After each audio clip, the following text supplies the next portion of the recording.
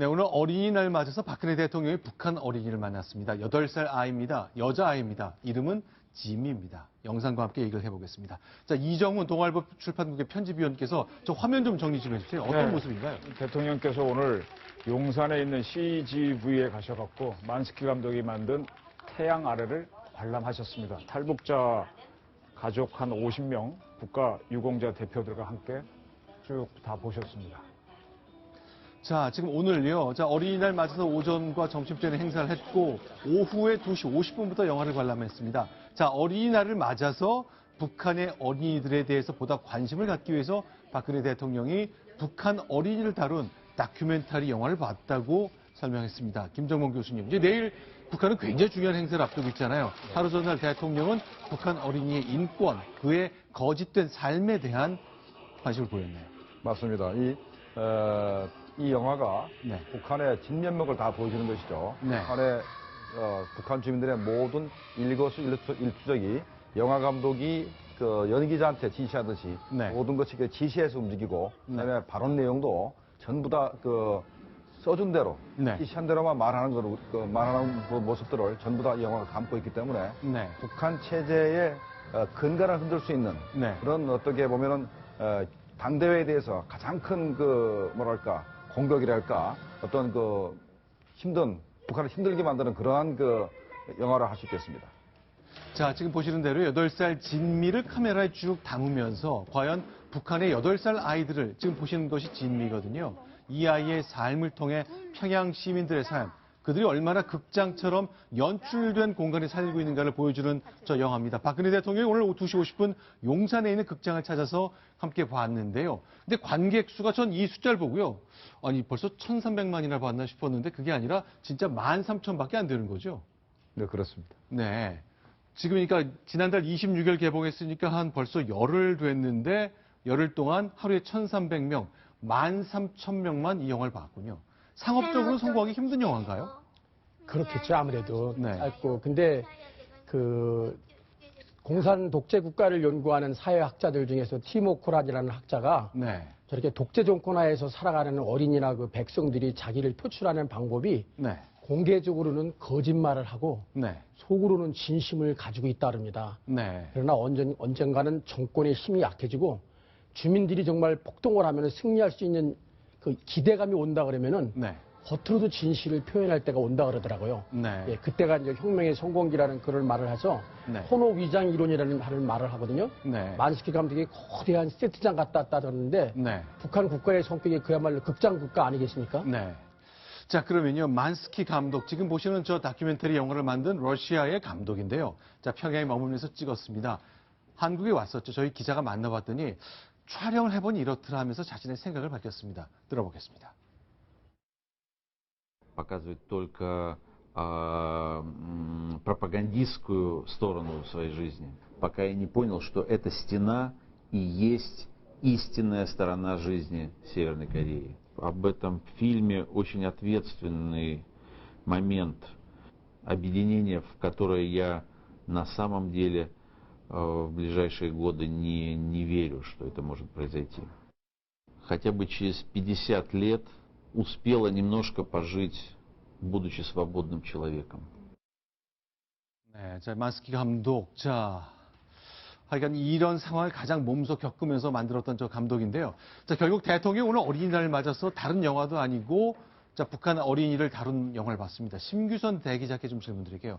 대통령이 그냥 보는 거 아니겠죠? 다 정치적 메시지를 담은 거죠? 명백하게 메시지가 있다고 봐야 되겠죠. 제가 볼 때는 더군다나 대통령의 시간이라는 게 분단위 나눠서 관리를 하기 마련인데 더군다나 저렇게 많은 시간을 할애할 정도의 영화라면 제가 볼 때는 숱하게 많은 영화를 놓고 그중에서 선택하는 그런 과정을 반드시 거칠 거라고 생각합니다. 또 사실 또 그래야 마땅한 거고요. 근데 아까 저기 보면서 느낀 게 그 감독이 50년 후에 진미가 좀 더 자유롭게 살기를 바라는데 50년은 너무 길다는 생각이 듭니다.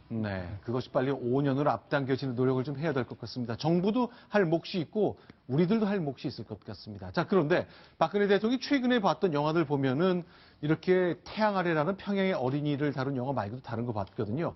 자, 올 1월에는 국제시장이라는 영화를 봤군요. 어떤 의미인가요? 자, 국제시장 영상을 좀 같이 봤으면 좋겠습니다. 자, 그러니까 부산의 국제시장을 다룬 영화잖아요. 네, 대통령께서 가장 그 남북 관계에서 관심 가지는 부분이 바로 이산가족 문제인데, 바로 저 국제시장이 이산가족의 아픔을 가장 그 뼈저리게 보여줬기 때문에 대통령께서 직접 국제시장을 관람하신 것 같습니다. 그렇죠.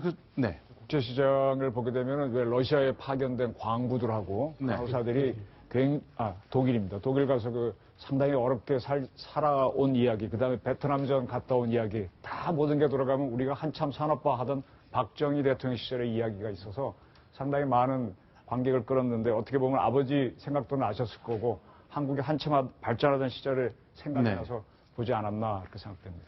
알겠습니다. 자, 문재인 대표도 그렇고 안철수 대표도 그렇고 결국 정치적으로 필요한 메시지를 던지기 위해서 영화를 보는 건데요. 자, 그러면 또 하나 새로운 소식 좀 전해드렸으면 좋겠습니다. 유경식당, 그 식당에서 탈북한 사람들의 가족들이 유엔에 이 문제를 제기하겠다 그러고 나선 거죠. 네, 그러고 어떤 내용인가요? 지금 탈북을 못한 7명을 포함해서 탈북을 한 13명의 가족들, 그중에 그 보이부는 빠진 모양입니다. 그 12명의 여자 종업원 가족들이 유엔에 가서 국정원이 납치를 했다. 이런 주장을 하겠다고 지금 나서고 있습니다. 그래서 지금 이게 어떤 일을 몰고 올지 아니면 그냥 찻잔 속에 이 정도가 될지 궁금하네요.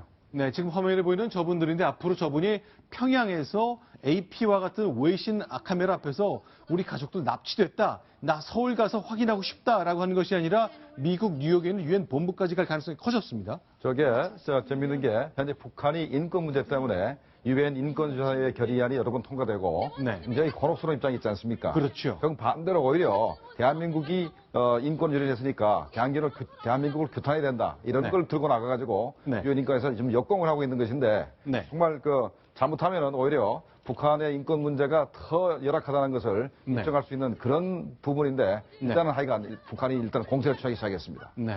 지금 이런 말을 해서 어떤 의미가 있는지는 모르겠지만 지금 사실은 납치라고 주장하는 거 아니겠어요? 대한민국이 자국 국민을 납치를 했다. 그러니까 이건 명백하게 인권 침해다라는 주장을 지금 북한이 하는 거 아닙니까? 그렇죠. 만약에 그렇다면 제가 볼 때는 북한은 지금까지 숱하게 많은 한국민을 납치했습니다. 그렇죠? 그렇죠. 납북 어부 문제도 있고 그 다음에 비행기를 납치하기도 했었고 일본은 돌려주고 일본은 돌려주지도 않고 그 다음에 고교생을 납치한 적도 있고 더군다나 최근에 들어서는 아시다시피 일본과 북한의 가장 큰 현안이 뭡니까? 일본인 납치 문제 아닙니까? 그렇죠. 백주 대낮에 다른 나라 국민을 납치를 해서 일본어를 가르치기 위해서 납치를 했다는 건데 그런 부분에 대해서는 한 번도 인정한 적이 없습니다.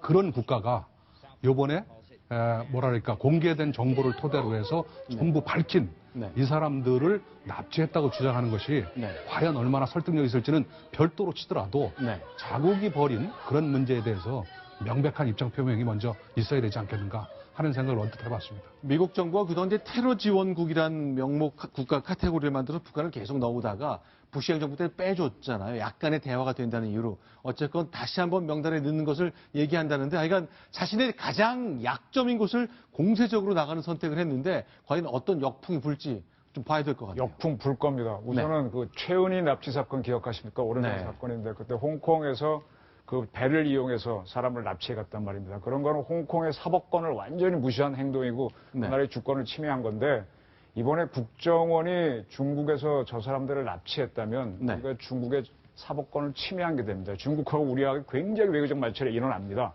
그런데 중국은 저 사람들한테 대한민국 여권을 사용되는 걸 인정했고 적법하게 나갔다고 중국 외교부 대변인이 발표했습니다. 발표까지 했죠. 제3자가 했기 때문에 이건 끝난 거고요. 북한이 저걸 하려면은 최은희 납치부터 공개적으로 제3국에서 했던 그런 행사들에 대한 어떤 해명부터 해야 될 겁니다. 자, 아마 유엔에 가게 되면은요. 이제 북한 저 가족들은 북한 정부의 뜻에 따라 아마 이런 문서를 공개할 겁니다. 그동안도 공개했던 것들인데 저희가 그거 하나씩 볼게요.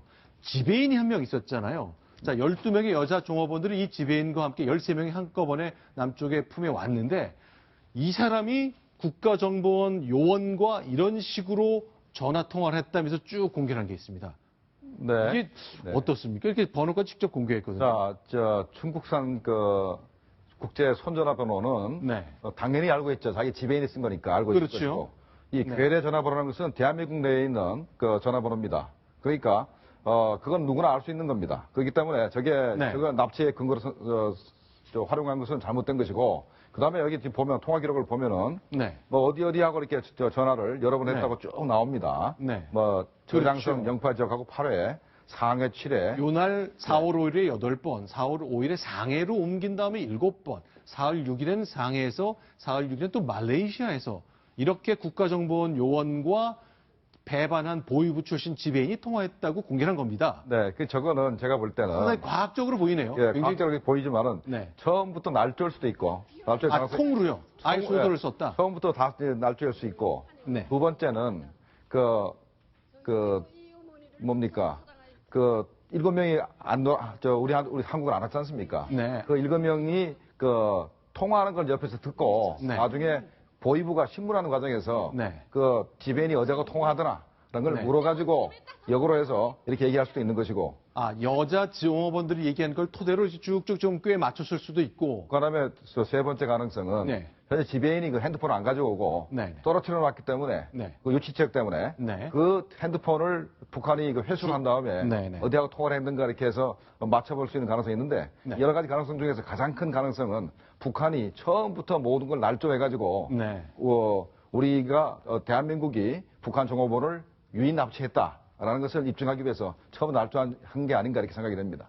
자, 아마 유엔에서 이 문서를 놓고 뭐 여러 가지 해석도 많고 옥신각신 할 겁니다. 아니 저게 100%를 양보해서 사실이라 하더라도 저 통화한 내용이 그때 종업원들이 대한민국 쪽에다가 명백하게 탈북 의사를 밝히고 한국으로 가겠다는 의사를 밝힌 다음에 만약에 통화를 한 것이라면 그게 뭐가 문제가 되겠습니까?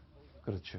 오히려 내용은 없고 그냥 통화했다는 숫자만 있잖아요. 그렇지 않습니까? 예를 들어서 명백하게 본인의 의사를 밝힌 다음에 한국에서 그것을 돕기 위해서 만약에 접촉을 했다면 그게 문제가 될 수도 없을 뿐만 아니라 중국에서도 얘기도 아마 저는 그것을 알고 나서 예를 들어서 적법하게 추구했다라고 인정한 게 아닌가 그런 판단을 합니다. 저 문제는요. 우리 기자들이 풀어낼 거라고 봅니다. 지금 우리나라 법에 따라서 탈북을 해오면은 합심을 합니다. 국정원, 기무사, 경찰, 대공팀들이 쭉 합동신문을 하고 난 다음에 그 다음에 이제 하나원에 보냅니다. 하나원에 보내는 이후부터는 공개되는 거기 때문에 저분들이. 그래서 지금 아마 저분들에 대한 공개 기자회견을 검토하는 걸로 보여요. 그때 저거를 기자들이 충분히 물어보십시오. 말레이시아에 가 있는 상태에서 5번을 통화할 이유가 있을까요? 이미 빠져나온 다음에는 제가 보기에는 그래서 저런 문제에 대해서 하나하나 따지고 들어가면은 아마 북한의 주장이 뭔지 또 우리 측에 설사 납치했다면 납치한 것도 밝혀낼 수도 있는 거고 한번 대한민국의 언론 자유를 한번 그때 보여주시기 바랍니다. 알겠습니다. 자, 일단 북한의 문제. 자, 대통령이 영화도 봤고 또 북한이 이제 그러니까 유엔에 뉴욕을 통한 그 외교 무대에 가져나가겠다는 것들 좀 정리해 봤습니다.